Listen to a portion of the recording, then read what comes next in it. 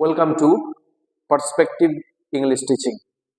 আবারও হক রুস্টিং by Ted Hughes যে পোয়েমটা আছে ক্লাস 12-এর সেমিস্টার 4-এ, সেই হক রুস্টিং এর একটা গুরুত্বপূর্ণ ব্রড কোশ্চেন তোমাদের জন্য নিয়ে এসেছি। এই কোশ্চেনটা ভালো করে প্রিপেয়ার করে রাখবে ফর ফাইনাল এক্সাম। কোশ্চেনটা দেখো, এটা কিন্তু ফ্ল্যাট কোশ্চেন নয়, কোশ্চেনটা ফ্ল্যাট নয়, কোশ্চেনটাকে ভাঙা আছে। দেখো, প্রথম বলেছে একটা লাইনকে কোট করেছি, দেখো, নাও I hold creation in my foot. Now I hold creation in my foot. Creation কথার অর্থ কি? ক্রিয়েশন হচ্ছে সৃষ্টি। এই সৃষ্টি বলতে এই পৃথিবীর সব কিছু। তাই বলছে নাও I hold creation in my foot, আমি সৃষ্টিকে আমার পায়ের তলায় রেখেছি। এটা কার কথা? হকের কথা। কি বলেছে দেখো, হু সেজ দিস, এই কথাটা কে বলেছে? প্রথম কোশ্চেন। দ্বিতীয় ভাগ আছে দেখো, এক্সপ্লেন দ্য সিগনিফিকেন্স। এক্সপ্লেন মানে বর্ণনা করো। কি? দ্য সিগনিফিকেন্স অর্থাৎ তাৎপর্য, সেই তাৎপর্য বর্ণনা করো। সিগনিফিকেন্স মানে তাৎপর্য, সেই তাৎপর্যটা বর্ণনা করো। অফ দিস অ্যাসারশন, এই অ্যাসারশনের, অ্যাসারশন মানে কি? অ্যাসারশন হচ্ছে বিবৃতি, অ্যাসারশন হলো বিবৃতি। মনে রাখবে ওয়ার্ডটা, অ্যাসারশন মানে বিবৃতি। ইন দা পোয়েম, কবিতায়। তাহলে কবিতায় এই যে বিবৃতিটা, অর্থাৎ now I hold creation in my foot, এই বিবৃতিটার তাৎপর্য বর্ণনা করো। আবার একটা ভাগ আছে, why does the hawk express, কেন হক এক্সপ্রেস করে মানে প্রকাশ করে। এক্সপ্রেসের বাংলা কি? প্রকাশ। কেন হক প্রকাশ করে ইটস সেন্স অফ ইনভিনসিবিলিটি। ইনভিনসিবিলিটির বাংলা কি? অপরাজয়তা। অপরাজয়তা। কেন হক তার অপরাজয়তা প্রকাশ করে উইথ সাচ সার্টেনটি, এই ধরনের নিশ্চয়তার সঙ্গে। হক দেখবে কবিতার মধ্যে সে নিশ্চিত ভাবে বলছে যে এই পৃথিবী আমার জন্যই সৃষ্টি, আর এখন আমি সেই সৃষ্টিকে পায়ের তলায় রেখেছি। তাহলে এতটা সার্টেন ভাবে, নিশ্চিত ভাবে কেন হক এটা প্রকাশ করছে যে সে অপরাজয়। তাহলে এই কোশ্চেনটার মানটা দেখে নাও। মান ডিভিশন হচ্ছে 1 + 3 + 2। 1 + 3 + 2 = 6 মার্কসের কোশ্চেন। ওকে, দেখো পার্টগুলো দেখো, কোশ্চেনটা অ্যান্সারটা কিভাবে প্রেজেন্ট করা আছে দেখো। প্রথমত যে ভাগটা আছে দেখো, যে হু সেজ দিস, কে এটা বলেছে, সেখানে কি লিখেছি না, দিস লাইন, অর্থাৎ এই যে কোটেশন করা আছে এই লাইনটা, this line is spoken by, এটা বলা হয়েছে কার দ্বারা? The hawk. This line is spoken by the hawk. দেখো এটা কিন্তু সেই 5, 6, 7 এর কোশ্চেন অ্যান্সার নয়, যে হু এর জায়গায় আমি উত্তরটা অর্থাৎ ব্যক্তিটা বসিয়ে দিলেই উত্তরটা কমপ্লিট হয়ে যাবে। উত্তরটা তোমার হয়ে গেল ঠিক, কিন্তু তোমাকে নাম্বারটা ঠিকঠাক ভাবে পেতে হলে নিজের যে স্কিল সেটা এক্সপ্রেস করতে গেলে একটু এক্সট্রা তোমাকে যোগ করতেই হবে। তাই দেখো কমা দিয়ে কি লিখেছি, দ্য ফার্স্ট পারসন স্পিকার। এই পুরো কবিতা জুড়ে আমরা কি দেখেছি? হক কার সঙ্গে কথা বলছে? নিজে একা কথা বলছে। আর এটাকে আমরা আরেকটা প্রসেসে জানি, কি জানি? ড্রামাটিক মনোলগ, যেখানে সাইলেন্ট লিসেনার থাকে, অর্থাৎ বলে একজন, তার এক্সপ্রেস মানে তার যে থটস গুলো, চিন্তা ভাবনা গুলো, তার ফিলিংস গুলোকে সে এক্সপ্রেস করে, কিন্তু একাই বলে যায়, কোনো শ্রোতা সেখানে কথা বলে না। একে ড্রামাটিক মনোলগ বলা হয়। তাহলে এই কবিতাটা একাধারে আমাদের ড্রামাটিক মনোলগের মধ্যে পড়ছে। তাহলে বলছে কি, দ্য ফার্স্ট পারসন স্পিকার, অর্থাৎ কথাটা সে নিজেই বলছে, প্রথম পুরুষের একজন বক্তা। Of the poem Haque রুস্টিং by Ted Hughes. তাহলে পুরো কথাটা কি হলো দেখো লাইনটা, যে টেড হিউজেস এর হক রুস্টিং কবিতাতে প্রথম শ্রেণীর বা প্রথম পুরুষের বক্তা এই কথাটা বলেছে। সেটা হলো হক।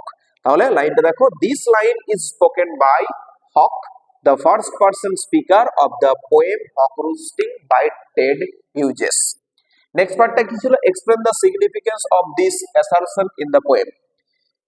দ্য হক সেজ, হক বলছে দ্যাট যে ইট হোল্ডস ক্রিয়েশন, এটা এই সৃষ্টিকে ধরে রেখেছে ইন ইটস ফুট, তার পায়ের তলায়, টু শো, প্রদর্শন করতে, হাউ পাওয়ারফুল ইট ইজ, কতটা শক্তিশালী সেটা, কতটা ক্ষমতাবান এটা প্রদর্শন করার জন্য, এটা দেখানোর জন্যই বলছে যে সৃষ্টিকে আমি পায়ের তলায় রেখেছি। ক্রিয়েশন হেয়ার মিনস, এখানে ক্রিয়েশন কথার অর্থ কি? ক্রিয়েশন কথার অর্থ হলো দ্য হোল ন্যাচারাল ওয়ার্ল্ড, সমগ্র প্রাকৃতিক জগৎ। ক্রিয়েশন হলো সমগ্র প্রাকৃতিক জগৎ, the whole natural world. By saying this, এটা বলে, অর্থাৎ এই যে সৃষ্টিকে আমি পায়ের তলায় রেখেছি এই কথাটা বলে, দ্য হক শোজ দ্যাট, হক এটা দেখাতে চাইছে যে, বা এটা প্রদর্শন করছে যে, হি থিংস, সে ভাবে, he controls life and death, life and death, সে মৃত্যু এবং জন্মকে নিয়ন্ত্রণ করতে পারে। ওই যে একটা কথা ছিল না, টিয়ারিং অফ হেডস, আর ওই ডেড বডি গুলোকে বন্টন করা, গলা থেকে মুন্ডুটাকে খুলে নিয়ে আসা এবং সেটাকে চারপাশে ছড়িয়ে দেওয়া। তাই বলছে যে সে ভাবে যে সে যেন জীবন এবং মৃত্যুকে নিজের নিয়ন্ত্রণে রাখতে পারে। হি থিংস, সে ভাবে, এভরিথিং ইন নেচার, এই প্রকৃতির সবকিছু, এক্সিস্টস ফর হিম, তার জন্যই বিদ্যমান, তার জন্যই সবকিছু, এই প্রকৃতির প্রত্যেকটা সেলেস্টিয়াল, প্রত্যেকটা উপাদান সব কিন্তু তার জন্য, এটা সে ভাবে। This line expresses the main idea of the poem, এই লাইনটাই কিন্তু কবিতার মূল আইডিয়া বা মূল বিষয়বস্তু, এটা কিন্তু প্রকাশ করে। এই হক রুস্টিং কবিতার মূল বিষয়বস্তুটা কি? দেখো কলনের পর লেখা আছে দ্য হকস প্রাইড, এখানে হকের আত্মদম্ভ, অহংকার, গরিমা, কন্ট্রোল, তার যে নিয়ন্ত্রণ ক্ষমতা, অ্যান্ড বিলিফ, একটা বিশ্বাস, ইন হিজ ওন সুপিরিয়রিটি, তার মহানতার ওপর। কারণ সে বলছে তার এই যে প্রত্যেকটা নখর, প্রত্যেকটা শরীরের পালক, সব যেন তার জন্যই সৃষ্টি করা হয়েছে পারফেক্টলি। তাই বলছে এই কবিতার মূল বিষয়বস্তু সেটাই কি, দ্য হকস প্রাইড, হকের এখানে অহংকার, আত্মদম্ভ, কন্ট্রোল, নিয়ন্ত্রণ, অ্যান্ড বিলিফ, বিশ্বাস, ইন হিজ ওন সুপিরিয়রিটি, তার নিজস্ব মহানতায়। এবার থার্ড পার্টটা দেখো কি বলেছিল, যে why does the hawk express its sense of invincibility with such certainty, এতটা নিশ্চয়তার সঙ্গে সে কিভাবে প্রকাশ করছে বা কেন প্রকাশ করছে তার অপরাজয়তা। কি বলছে দেখো অ্যান্সারটাতে, the hawk feels invincible, hawk নিজে অনুভব করছে সে অপরাজেয়, বিকজ, কারণটা কি না, he believes he is perfect and powerful, সে বিশ্বাস করে সে নিখুঁত, সে যথাযথ এবং সে শক্তিশালীও বটে। He is made by nature to rule, সে এই প্রকৃতির দ্বারাই সৃষ্টি, নিয়ন্ত্রণ করার জন্য, নিয়ন্ত্রণ করার জন্য প্রকৃতি তাকে সৃষ্টি করেছে। Nothing can stop him, nothing can stop him, এই পৃথিবীর কোনো কিছুই তাকে থামাতে পারবে না। বিকজ, কারণ, হি ইজ হুকড হেড, সে মানসিক ভাবেও শক্তিশালী, অ্যান্ড হুকড ফিট, শারীরিক ভাবেও শক্তিশালী, স্ট্রং উইংস, তার শক্তিশালী শক্তপোক্ত ডানা আছে, অ্যান্ড কিন আইসাইট, তীক্ষ্ণ দৃষ্টি শক্তিও আছে। হি বিলিভস, সে বিশ্বাস করে, that nature and the sun, এই প্রকৃতি, সমগ্র প্রকৃতি এবং সূর্য, আর অন হিজ সাইড, তার পক্ষেই রয়েছে, সূর্য এবং সমস্ত পৃথিবী তার পক্ষেই যেন রয়েছে, সেটা সে বিশ্বাস করে।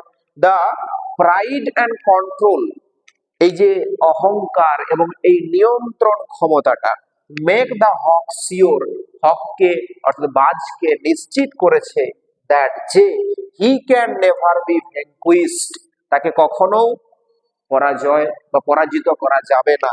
এই ভ্যানকুইস্ট এর বদলে তোমরা কিন্তু ডিফিটেড শব্দটা ইউজ করতে পারো। He can never be defeated, তাকে কখনোই পরাজিত করা যাবে না, সে সর্বদাই অপরাজেয়।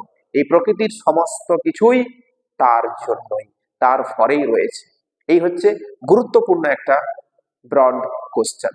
কোশ্চেনটা ভালো করে তোমরা স্ক্রিনশট নিয়ে পরে খাতার মধ্যে লিখে রাখবে এবং প্র্যাকটিস বা প্রিপেয়ার করে রাখবে ফাইনাল এক্সামের জন্য। Thank you.